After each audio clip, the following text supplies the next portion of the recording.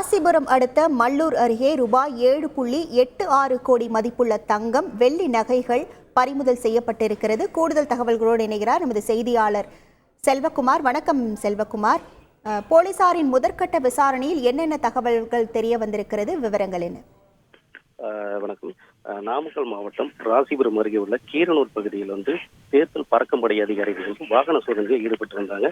அப்ப சேலத்திலிருந்து மதுரையை நோக்கி சென்ற ஒரு ஈட்டர் வாகனம், அதாவது கொரியர் வாகனம், அந்த வாகனத்தை நிறுத்தி சோதனை போட்டதில் 10 கிலோ தங்கம், 29 கிலோ வெள்ளி உள்ளிட்ட பொருட்கள் அதில் இருந்தது. இதில் மதிப்பு பார்த்தீங்கன்னா 7,86,00,000 மதிப்பிலான இந்த பொருளை தேர்தல் பறக்கும்படை அதிகாரிகள் பறிமுதல் செய்தனர். பறிமுதல் செய்ததுடன் வட்டாட்சியர் அலுவலகத்தை எடுத்து வந்தனர். அப்போது ராசிபுரம் பகுதியில் தேர்தல்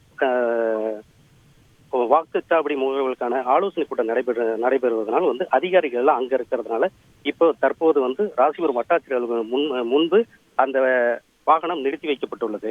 மேலும் இதற்கு 3 நாட்களுக்கு முன்புதான் 7,77,00,000 மதிப்பிலான தங்கம் மற்றும் வைர நகைகள், தங்கம் மற்றும் வெள்ளி நகைகள் கைப்பற்றப்பட்டுள்ளது என்பதும், இதற்கு முன்பாக 8 கோடி உள்ளிட்ட பொருட்கள் பறிமுதல் செய்யப்பட்டது. தற்போது இதுவரை ராசிபுரத்தில் பொறுத்தவரை இதுவரை 3 முறை தங்க நகைகள் பறிமுதல் செய்யப்பட்டுள்ளது என்பது குறிப்பிடத்தக்கது.